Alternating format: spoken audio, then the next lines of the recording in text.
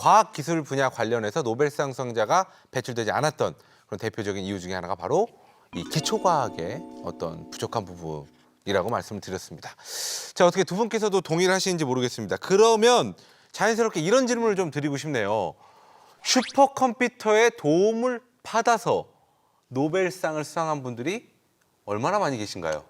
아주 많아요. 아주 많아요? 예. 몇 분 정도 계시나요? 일단 직접적으로 받은 분이 2번에 걸쳐 5명이 받았고요. 예. 간접적으로 받은 분 너무너무 많아요. 일단 예. 그럼 직접적인 분들만 한번 언급하고 넘어가겠습니다. 예. 이제 2번 받았는데요. 네네. 1988년 그리고 2013년 2회 받았는데 네네. 그분들 업종은 이거예요. 기존에 화학적으로 어떤 성질이라든지 반응성은 실험할 수밖에 없었거든요. 네네. 근데 그분들은 기본적으로 양자 역학 기반에서 어떤 이론을 개발하고 그 이론을 실제로 계산할 수 있게 프로그램을 만들었어요. 그 공로로 노벨상을 받았습니다. 그래서 그런 분들 덕분에 저 같은 사람들이 실제 실험을 하지 않고 컴퓨터 안에서 시뮬레이션해서 연구를 할 수 있게 됐습니다. 어떻게 보면 선구자시네요. 예. 활용을 한. 놀라운 게 이론을 만들고 프로그램을 만든 공로로 노벨상을 받은 경우고요. 예. 그리고 이제 간접적으로 받은 분은 굉장히 많아요. 사실 요즘 추세는 연구라는 게 뭐 실험, 이론 이렇게 딱 따로 존재하는 게 아니에요. 실험, 이론, 컴퓨터 시뮬레이션, 그다음에 데이터 이런 것들이 종합적으로 해서 이제 연구를 진행하게 되거든요. 네네. 몇 가지 예를 들어볼게요. 굉장히 많지만 네. 예를 들면은 21년도에 이제 노벨상 받은 게 이제 유기촉매라는 걸 만든 사람들이 받았어요. 이게 뭐냐? 그 기존에는 촉매라는 것은 금속 촉매와 우리 몸속에는 효소만 생각했는데 이분들은 유기 분자가 촉매가 될 수 있다는 것을 처음 밝혔어요. 그래서 이것은 신약 산업에 굉장한 변화를 갖고 온 것이에요. 근데 예. 이분들도 그 실험 플러스 그 대규모 컴퓨터 시뮬레이션 통해서 이러한 연구를 수행했고요. 예. 그 외에도 물리학 분야에서 특히 데이터 분석에 슈퍼컴퓨터가 많이 쓰이고 있어요. 예를 들면은 뭐 아인슈타인님이 지난 세기 초에 예언한 중력파 같은 것도 네네. 그동안 저희가 검출할 수가 없었는데 검출하고 났더니 그 데이터 분석이 안 되는 거예요. 그때 데이터 분석할 때 컴퓨터 시뮬레이션 결과와 비교함으로써 정확히 데이터를 분석할 수 있었고요. 그 외에도 뭐 우주가 얼마나 팽창했나 속도 같은 게 굉장히 중요해요. 우주 팽창. 그런 것들도 이렇게 별의 데이터 관측한 거 플러스 컴퓨터에 우주 시뮬레이션 하게 되면은 예. 그런 우주가 팽창한 속도 어떻게 바뀌었나 이런 것들을 알 수가 있어요. 그다음에 하나 더 말씀드리면 힉스 입자 같은 경우인데 네네. 그 경우도 이미 꽤 오래전에 예측이 됐는데 이제 우리가 기술이 없어서 관측을 못했는데 그 스위스 제네바에는 정말 큰 리니어 하드론 콜라이드에서 검측했거든요. 근데 예. 그게 데이터가 어마무시해요. 왜냐 이게 부딪히게 되면 이게 다 깨지면서 파편이 튀잖아요. 그 변수가 많으니까. 이걸 다 관측해서 데이터를 저장하고 분석해서 그 실험 결과 해석해야 되는데 거기는 어마어마한 컴퓨팅 자원이 필요합니다. 그래서 굉장히 그 입자가속기라는 굉장히 그런 중요한 아까 말씀 눈이자 손이었는데 그 나온 결과 해석은 사람이 할 수는 없어요. 결국 컴퓨터의 도움이 있었기 때문에 그 결과들이 잘 해석돼서 그런 것들이 그 과학 발전도 기여하고 덤으로 노벨상까지 받았던 것이 사람들이에요. 그렇군요. 어떻게 예. 물리학 분야에 계신 분께서 어떻게 팩트 체크 한번 부탁드리겠습니다. 이 얘기 맞나요 지금 다? 정확하십니다. 정확한가요? 예. 그러면은 어떻게 보면 이런 느낌이네요. 이 노벨상이라는 어떤 그 명문대에 입학하기 위한 어떻게 보면 굉장히 유명한 고등학교가 바로 이 고등학교에 입학한 명문대 잘 가.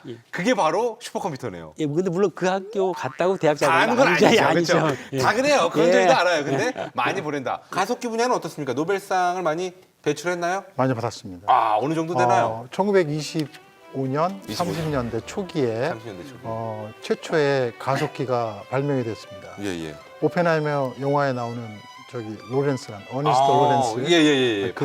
그분이 버클리에서 만든 사이클로트론이 첫 번째 가속기고요. 예.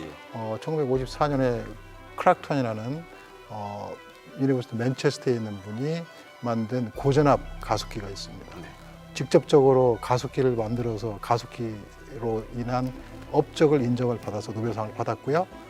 그 외에 노벨 물리학상의 역대 수상자들을 보면 약 한 25% 정도가 네네. 노벨상이 연구 업적이 바로 이 가속기에 관련된 그런 것들이고요. 와. 가장 마지막에는 제가 기억하는 한은 LHC, 그러니까 스위스에서 힉스를 발견했던 그 연구가 마지막 가속기 연구 결과로 알고 있습니다. 와, 노벨상 수상자의 한 4분의 1가량은 어떻게 보면 가속기를 이용해서 이용을 했다. 그리고 직접적으로 가속기를 만들어서 받으신 분도 계시고 있습니다. 요 정도면 살짝은 가속기 쪽으로 기우는데 어떻게 생각하시나요?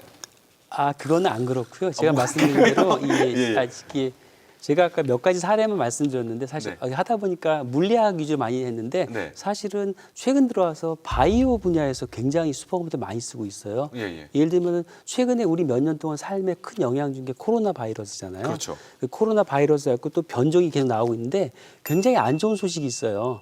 이 코로나 바이러스는 박쥐한테서 왔는데 네. 박쥐가 이런 바이러스 한 3,400개 가지고 있어요. 예. 그중에 한 서너 개밖에 사람한테 안 넘어왔어요. 아직 그러면 아직도 오래 290여 많이 개네. 나와. 그런 애들이 올 때 우리의 생존과 연결되는 그때는 빠른 속도로 그 어떤 DNA 서열이라든지 중요한 단백질 구조 같은 것도 연구해야 되거든요. 그럴 때 이게 다 슈퍼컴퓨터를 쓰는 것들이에요. 그래서 당장 삶의 영향. 또 한 가지는 우리가 장기적으로 우리가 지구에서 잘 산다고 생각할 때는 몇 가지 중요한 기술들이 있어요. 뭐 기아를 해결한다든지 네네. 기후 변화 잘 유지하는 것들, 뭐 이산화탄소 많은 중요한 문제들이 있는데 그러한 모든 문제들을 해결하는 데 있어서 이 슈퍼컴퓨터 없이는 할 수가 없어요.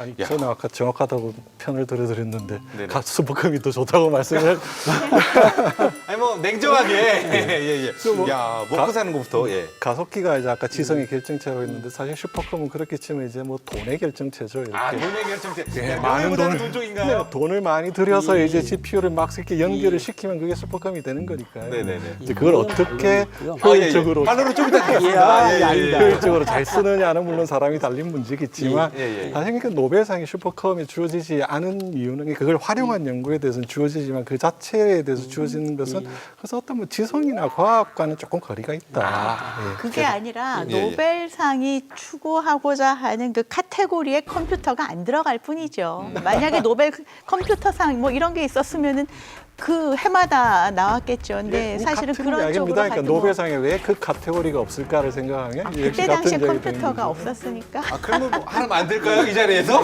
아니 뭐 튜링 어워드라든가 노벨상에 예. 버금가는 이 컴퓨팅 분야의 상들은 또 따로 있습니다. 근데 노벨상이 이제 이야기가 나와가지고 제가 여기서 이제 말씀을 좀 드리고 싶은 게 있어요. 그러니까 처음에 소장님께서 서두 시작할 때 이제 우리가 노벨상이 없는 이유, 이제 기초과학에 대한 관심이 적다라는 말씀하셨는데 저는 생각이 조금 다릅니다. 그러니까 지금까지 노벨 과학상을 이제 받은 국가 이런 거 보면 이제 굉장히 많아 보여요.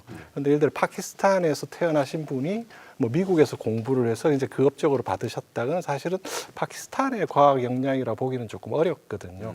그렇게 보면 이제 대부분의 과학상들은 이제 19세기의 근대화를 이룬 그런 국가들이 이제 거의 대부분에서 이제 받는 거죠.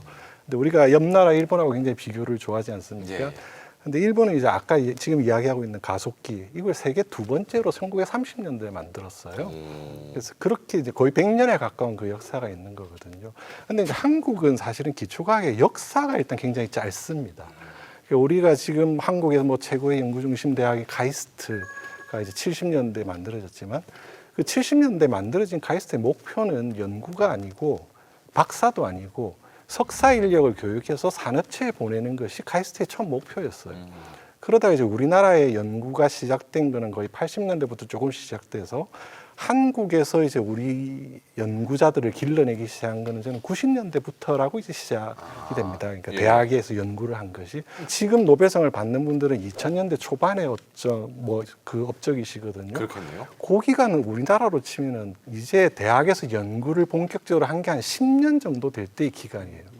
그러니까 그 10년의 연구로 어떤 노벨상을 기대를 한다는 사실이 지금 이제 우리로서는 좀 이게 물론 이렇게 우리가 왜 못 받냐 말씀하실 수 있지만 우리는 역사가 너무나 짧다라는 것을 꼭 기억을 해야 되는 거고요. 그러니까 지원이나 무관심보다는 그렇죠. 사실은 아직 그 쌓인 게 부족한 쌓인 게 거고. 부족하다는 이제 부분. 그런 게 이제 90년대부터 이제 우리의 인력이 길러져서 이제 이분들이 지금 이제 왕성하게 활동을 하고 계시거든요. 이제부터 우리가 좀 그러니까 유심히 지켜본다면 이제 그런 업적을 갖는 분들이 분명히 나올 겁니다. 그럼 그렇고요. 자 도사님께서는 그 몇 년도 정도 보시나요? 우리 도사님께서는 몇 년도 보시나요? 20년 후?